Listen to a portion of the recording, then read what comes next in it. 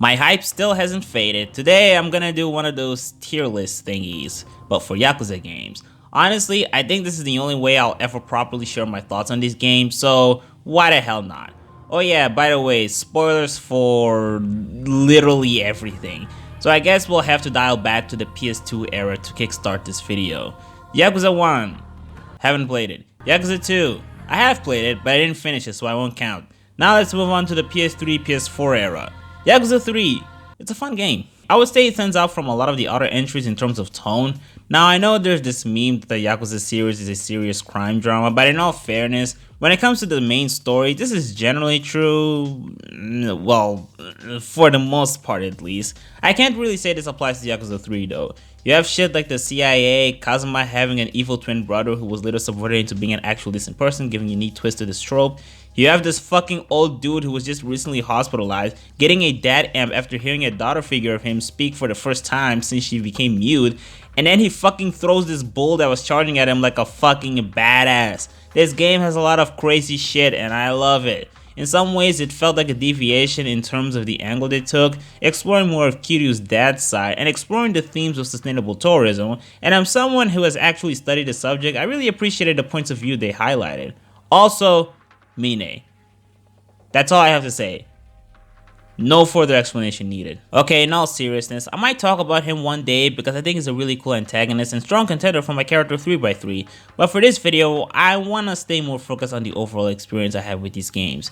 Now with all that said, I would consider Yakuza 3 to be among the lower ranked, maybe not on the tier list chart, but definitely in relation to the rest of the series. My pet peeves have more to do with the gameplay. It has the least interesting combat system because it boils down to Kiryu with his typical dragon style moveset from the last two games, improved of course, but still rooted in the same animations, unlike the little entries that I think did more to mix things up. I'm not the biggest fan of the menu. The design of the upgrade menu doesn't look very good. The zoom function of the map menu is pretty annoying, as if having a button specialized for opening the map instantly wasn't inconvenient enough. Okinawa is a nice city, but it's a bit weirdly designed. Some of the roads and streets are a little bit confusing to navigate, lots of invisible walls and areas that won't let you rotate the camera, which causes some disorienting shifts in camera perspective. If I had to share one complaint with the story, it's the first few hours. Once Kiryu arrives in Kamurocho, we return back to the fun gripping Yakuza experience, but before then, we had to deal with so many hours of Kiryu digging around with the kids from the orphanage after the game started off with the reveal that Kazuma was potentially still alive and Daigo was shot. Maybe if they hadn't presented that piece of information first, I would have been a bit more tolerant with the orphan bond quests, especially because they're actually wholesome. But as it stands, I was just waiting for the plot to continue and I got really tired of waiting. In general, I would say the game is fun. I would rank it at B. It's a little bit stiffy when compared to the later gen entries, but it still feels like a Yakuza game in a good way. Let's move on to Yakuza 4. I was pretty excited to play this one because of the prospect of controlling new protagonists. At least in the mainline Yakuza games, this was the first one to do this, and I think it benefited the series in the long run. Not just in the way that it allowed us to explore different combat movesets, which although I do think that Yakuza 5 did a bit more to explore unique mechanics for each of them, Yakuza 4 took the first steps in doing that, which made it refreshing to play. But not only that, it also allowed us to explore various camps of this universe, showing us different perspectives that all culminated and paid off in the last chapters of the story in such a satisfying way. Another thing I really appreciate about this game has to do with an even deeper preference I have. I'm a pretty big fan of stories that take place in one city that gets explored in depth, having multiple corners of the areas receive spotlight, which gives it a lot of personality. A good example of what I'm talking about is, for instance, Academy City from a certain magical index, where currently we have 3 different series, each of them exploring their own sides of the city in accordance to the protagonist of the show, and the more you consume the franchise, the more intimately familiar you become with the city, and you grow more invested in the fucked up practices, the corrupt organizations, the underground activities, the mystery of some occurrences that have yet to be explained. Actually, another good example is Ikebukuro from Durarara. In fact, the first few episodes center around Mikado getting introduced to the city and slowly learning about the societal structure, including knowing what kinds of people he should and shouldn't associate himself with. Yakuza 4 has a similar appeal, which is enhanced by the protagonist split, where in one chapter you get a glimpse of the lifestyle of a rich loan shark with a bizarre MO, and in another chapter you get to know more about the police side of things, and we get introduced to Little Asia, one of the ghetto sides of the city filled with immigrants. The design of the city is also boosted in depth, now being able to climb rooftops, entering parks, sewers, underground areas, etc. all of which having their own individual layout, some of which can't even be seen in later games, just to give you an idea of how special and unique it is to experience Kamurocho Yakuza 4. You also got to know more about the history of this city, stuff like the Ueno-Seiwa clan, and Majima's past getting explored for the first time, which is always appreciated by yours truly. Now, despite all of this, I would still only rank this at B tier. Maybe if it had the Dragon engine, I would put it even higher. I don't think I would be able to contain my boner for Kamurocho no matter how much I tried. However, it's not the engine that holds this game back. You see, the Yakuza games love to add elements of mystery and conspiracy. It's been the case since the first game, and I think it amplified as the series continued. There are two of the most appealing things about this series for me, but when it comes to misdirection, they tend to suffer from the issue of lack of clarification and confusing plot threads, where I kind of feel like they're giving themselves a little bit of wiggle room and maybe testing our suspension of disbelief a bit more than they should. A good example is the whole ramen shop shootout. Everyone, including himself, believed that Saejima was responsible for the massacre of 18 members of the Ueno-Seiwa clan, but later on we found out that he never actually ended their lives because his firearms unknowingly had rubber bullets. The person who actually ended their lives was one of the members of the clan, Katsuragi, who conspired against them and needed to put the blame at someone else for their deaths, but he also needed to be one of the victims, so he replaced the real bullets with rubber ones so that he didn't die from the shootout, and after Saejima left, he finished the job with his own weapon. Now, where do I even begin? So, for one, I'm kind of shocked that he thought that one person alone would be able to take out 18 of them. Secondly, I don't understand why he never realized that he would eventually get caught. You do realize that forensic experts can easily analyze bullets and even identify the model of the weapon. Even if you remove the rubber bullets, which I hope you did, they can still identify the cause of death based on the damage of the bullets, and would eventually realize that some holes were inexplicably caused by rubber bullets, while others had real bullets that actually caused their deaths.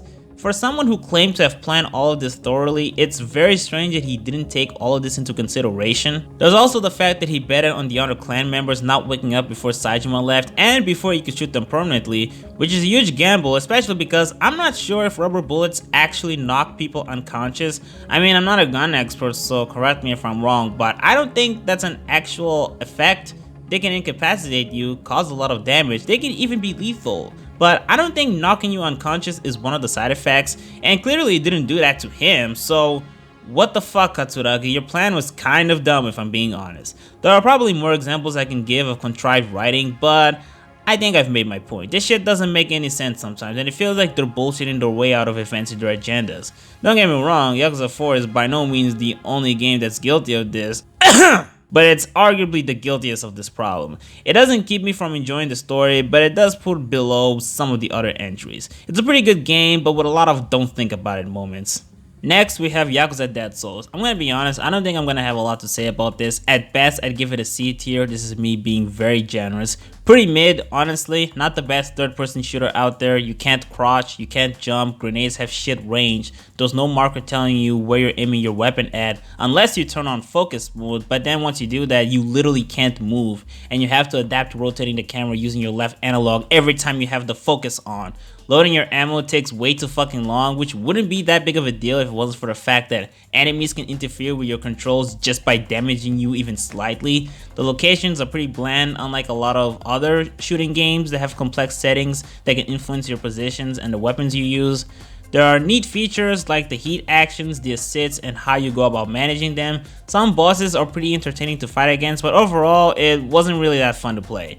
The story was shit, dumbed down dialogue, lots of empty killing zombie filler in between moments that meaningfully advanced the plot. Once Kiryu showed up, things started to feel a little more familiar and reminiscent of the good old Yakuza goodness. Plus, we found out later that when you get infected by zombies, you can actually feel pleasure due to chemical modifications in your body, which prompted the game to explore a similar theme present between Obito and Naruto, the idea of taking shortcuts in life versus fighting in the long run, which was cool, I liked that, but overall the story was ass. I mean, I knew it was gonna be dumb, but I thought it would be at least entertaining, but it was mostly boring.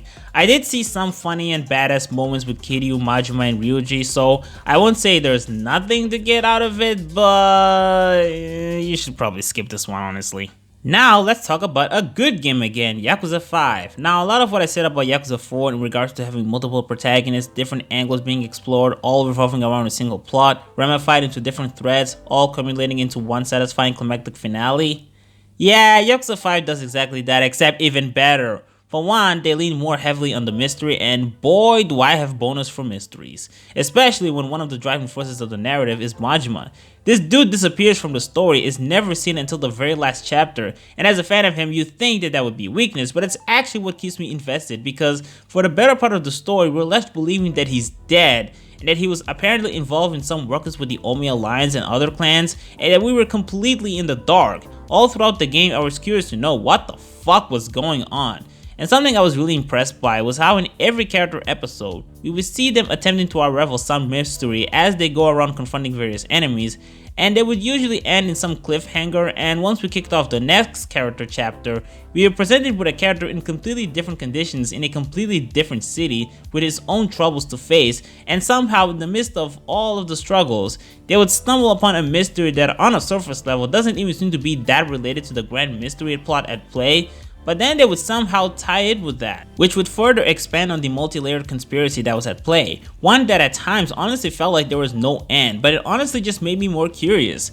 This game also did the most in exploring the Omi Alliance, which I'm glad because I'm a sucker for this clan and they really did a lot to explore the nuances of the people running their individual families. I don't consider Yakuza 5 to have the best story, but in terms of taking advantage of the multi-protagonist format, this one exemplifies the strengths of this format the most because of how ambitious the writers were. However, it doesn't just stop on the story. This game features a new engine that enhances the graphics of the game, making the characters look more proportionally realistic. The textures improve, the animations improve, it really feels fresh. The combat system also improved, the heat actions are fucking bangers with various additions, all of them being gratuitously violent in their own ways. We are also introduced to Heat Climax and special moves such as Dragon Spirit, Launch Strike, and Meteor Tackle. This game's way of further making each character's moveset feel more unique by giving them special mechanics. They also built in new game modes integrating to the specific types of missions, stuff like taxi driving, hunting, dance battles, which is my favorite one. God, there's so much more I could say about this, like the number of cities, how much of a good character Park is, how amusing but still tragic and unjust Shinada's life was, how much of a fucking badass Katsuya is. There's so much more I could talk about, but again, character explanations for another day. I'm gonna put this at A tier. It could have been an S, but some character motivations aren't very well explained. A few plot threads didn't make a ton of sense, some parts in the story do get a little bit slow, and then there was the ending where Haruka blew up her cover, which wasn't bad, but I think I might have to explain this some other time because I have a lot of complicated feelings towards the ending. Anyway, A tier, great game. Time for Yakuza 0. This one was actually my first Yakuza game that I ever played, surprise surprise. And you know, I always assumed I would eventually encounter an entry in the series that would surpass this game, and there is one that comes close to that, but as of right now, Yakuza 0 continues to be my favorite out of all of them. Obviously S tier. New combat system that allows you to switch between 3 different styles and a secret 4th one, all of them having their own unique and inventive traits that fall very much in line with the way the characters fight in the later games, and you can even see traces of their moves in each of their styles, like how Rush feels very similar to Kiryu's occasional fast-paced heat actions, his sidesteps, and the Dragon Spirit from Yakuza 5. Each style also has their fair share of weaknesses and strengths depending on the opponents you're facing and the spatial surroundings. You play as 2 different characters, one of them being the fucking GOAT, Majima. In fact, if you've seen my character 3x3, you realize a lot of my picks are in this game, including Ryuji, hilariously enough. The more I look back on the series as a whole, the more I come to appreciate the way the story in Yakuza 0 was constructed, and how much of an excellent prequel it is, succeeding at contextualizing a lot of what happened in the past, including giving us some time to see Kiryu and Nishiki as friends, knowing the kinds of people that influenced Majima into becoming the kind of person he is now, learning about the people who were in charge of the Dojima family and the Tojo clan as a whole, giving us an idea of how Kamurocho and Sotenbori used to look back in the 80s, all of that while serving as a good starting point for newcomers. Now, I personally believe starting with the original PS2 Yakuza game is a perfectly reasonable decision, but I would not discourage you from starting with Yakuza 0. It worked well for me, and unless you know Japanese, you'll have to deal with a lot of shitty localization if you start off with Yakuza 1. There's also a lot more you can explore in this game, none of which are necessarily exclusive to Zero, stuff like side missions, mini games, karaoke sections, arcade games, some even being classic Sega games. In terms of exclusive, you have Disco, which is pretty fun. You also have the Cabaret Club and real estate management missions, which are pretty engaging and lead you down the road to amusing interactions and side missions due to the requirements for completing certain prerequisites. You're in for a treat once you decide to dick around in this game, but I would still say that the primary appeal is the main story mode experience, at least for me. And the only reason why I'm not going in depth with how much I like the plot is because I would basically be repeating a lot of what I said about Yakuza 4 and 5 minus the weaknesses. And I've kind of already talked about some of the highlights of the narrative in my character 3x3 video. Point is, S tier, amazing game. Now let's move on to Yakuza Kiwami, the remake of the first game. This one is just B tier. It's a good time, but it kind of just plays the same as Yakuza Zero, multiple fight style system, except now it's reduced to one character, carrying out the same ones he had before with a few enhancements. I do like how the dragon style got nerfed and refers to completing Majima missions in order to upgrade it. In fact, the upgrade system in general changed from the money currency introduced in the previous game and reverted back to acquiring XP points. One thing I forgot to mention about Yakuza Zero was that you can access the map with the select button, and this time you can actually zoom in and out normally, thank fucking god. I would say that as a whole, this is a pretty honorable and respectable remake of the first game, lending itself more opportunities to give context and flesh out certain things like Nishiki's transformation. There are also some side missions that serve to resolve some conflicts between Yakuza 0 and 1, like for example Sarah's demand to assassinate Kiryu in jail, which ended up getting retconned into something else that falls more in line with the relationship that established in Yakuza 0. One addition to this remake that I really like is the whole Majima Everywhere challenge. Lots of amusing encounters that strengthen the relationship between them in a weird way, which is especially satisfying after they had spent an entire game with crossing fates and lots of connections between them, yet never once met, only having their names drop a few times. Plus, Majima's moveset from Yakuza 0 is built into the NPC of this game, which is really cool. Overall, it's a really fun time, but I don't think the story is as interesting as some of the other ones, and in the end, it kinda just plays exactly like Yakuza 0, what with more limitations, but also some new flavor added in. I would put it in between Yakuza 4 and 3. Now it's time to return to sequels, Yakuza 6. This game is awesome. It's the first one to feature the Dragon engine, which took the gameplay to a whole new level. We now have auto-saving, the menu is in the form of a mobile phone, the map now allows you to mark the location you want to go, which then gives you directions similar to how the GTA games work. You can jump through objects, entering stores and several other locations no longer require loading screens. You can take photos, the inventory changed, where now the number of items you can save isn't measured by the total amount, but instead it's split between categories. Each recovery item, for instance, has a limit of 5 that you can store, but it also means that you can purchase however many types of items that you can, as long as they don't exceed the 5 max limit. Whether or not you prefer this or the previous one, it is certainly a new and fresh way to manage your inventory. Another noticeable improvement is in the stats system. So for one, they made it a lot easier to get a gauge of your overall stats, and they made it so you can gain 5 different types of experience points, each of them being more or less likely to gain depending on the type of activity you do, and they have a bigger or smaller purpose in boosting certain stats, unlocking several types of skills, and so on. Additionally, there's now a hunger meter, where whenever you eat, aside from recovering health, you can also gain experience points, but if your stomach is full, you won't be able to gain XP points, so you have to eat in regulation. There's also a change in the random encounters. Not only does it play music every time bad guys spot you, but it also seems like the area of combat has been expanded, and you can pretty much run to wherever you want. Of course, with enough distance between them, you'll exit battle mode, but that wasn't really a thing in the previous games. You could get crowds of people surrounding the area and limiting where you could go. Of course, we need to address the combat system. It has reverted back to a single fighting style with one character that you can play as, although Kiryu's dragon style has been revamped, and I would say that I like this one more than the classic one. There is also new heat actions, of course. We have something identical to the dragon spirit, which now also has some elements of beast style and a few other additions here and there. Another thing I really like about this game is the investment they put in the voice acting. Yakuza 5 compared to the previous ones did more to inject voices into the dialogue scenes during story mode, but Yakuza 6 took this to a whole new level. Even the fucking side missions have voice acting, every single one of them. The graphics are improved, although there are some textures and frame deficiencies here and there. They're pretty small and insignificant, but if you play Kiwami, you'll notice that the visuals look more fluid, and it's for a reason. The city does still feel bigger and more detailed, even though it's still generally mapped the same, which is a nice feeling to have. The main campaign was excellent, compelling story, amazing characters, mostly pretty consistent and doesn't suffer from contrived narrative. It's honestly one of the more believable stories in the entire series, and as a conclusion to Kiryu's journey, I think this was an amazing one. I fucking love this game so much that it honestly comes really close to surpassing Yakuza 0. But even with that, it still gets an S tier, no question. As for Kiwami 2, pretty much everything I said about the first remake in terms of being based on the previous game's architecture can be applied to this one as well.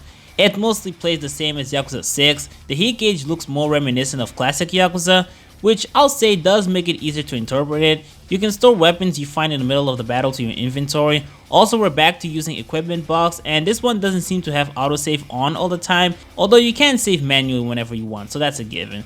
There are also other changes like how clan creator works slightly differently than the one in Yakuza 6 since it's now based on Majima Kensetsu. We also see a return of the Cabaret Club, which is pretty cool because I like Yuki, and there are a lot of nods to Yakuza 0, one of the benefits of partially taking place in Soteburi. There's definitely some new stuff to offer, but in general, you kinda get the gist of how this works if you've already played Yakuza 6. The story campaign is actually one of the best, largely because of how great Yakuza 2's story is. There's also the Majima Saga, a secondary story mode you can access that takes place sometime before the events of Yakuza 2. It's pretty short, but it's still pretty important because it offers some context and closure to Majima's character, including explaining how he was put in the position of running the Purgatory. It's a great game overall. I would put it at A tier and not S, solely because it's lacking a little bit on the innovation side. I'm not sure if I prefer this over Yakuza 5, my opinion changes depending on the mood. For now, I'll put it below Yakuza 5. I guess the only game I haven't talked about is Judgment. I would put it at A tier.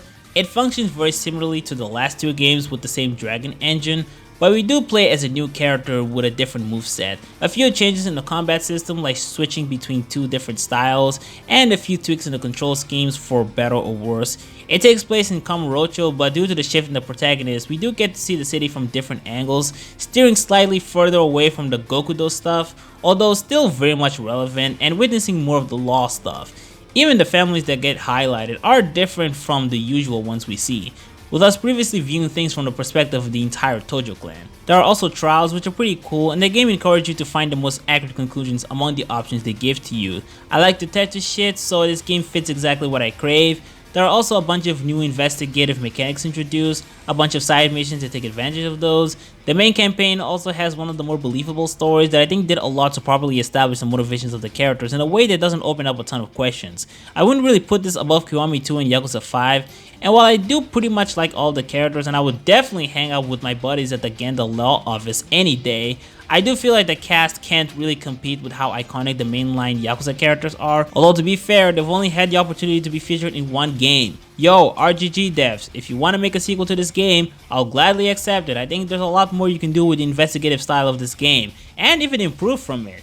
Besides Judgment, I guess there's also Fist of the North Star, but yeah, there's no way I'm counting that. Plus, I haven't played it, so it doesn't matter. Right now, the only one left is Yakuza 7, which hopefully has a lot to offer, and based on the demo that I played, it seems to be the case, so I'm pretty excited. Anyway, this video ended up being longer than I wanted it to be, so I'm just gonna end it here. Have a nice day.